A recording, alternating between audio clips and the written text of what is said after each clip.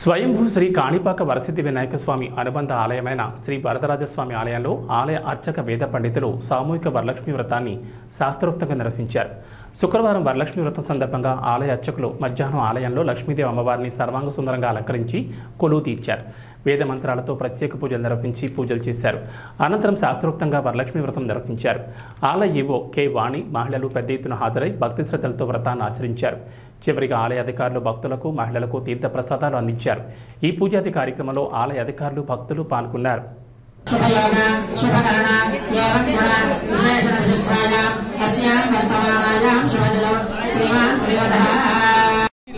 పన్నగనంతాయ వైకుంఠ వశవర్ధనే స్మృత సింధు సమోత్పాత మందరాయ గరుత్మతే శ్రీనాథో భూపతి శౌరి వరదరాజో నాయక భక్తాభీష్టప్రదం దేవం భద్రాముద్రాభిశోభితం శ్రీ స్వయంభూ వరసిద్ధి వినాయక స్వామి వారి దేవస్థానం అనుబంధ దేవాలయమైనటువంటి శ్రీ శ్రీదేవి భూదేవి పిరిందేవి నాయకి సమేత శ్రీ వరదరాజస్వామి వారి దేవస్థానమునందు శ్రావణ మాసంలో వచ్చేటువంటి 2వ శుక్రవారం వరలక్ష్మీ వ్రతం సందర్భముగా స్వామివారికి అమ్మవారికి క్షీరాభిషేకము పంచామృతాభిషేకములు అయిన పిదప మధ్యాహ్నం 12 గంటల నుండి 1 గంట వరకు సామూహిక వరలక్ష్మి వ్రతములు, సాయంకాలము శ్రీ వరదరాజస్వామి వారికి గరుడ వాహనంపై గ్రామోత్సవం జరుపబడును. కావున ఈవగారి దేవస్థానం వారు ఈవగారి ఆధ్వర్యంలో ఉభయదారుల ఆధ్వర్యంలో జరపబడును.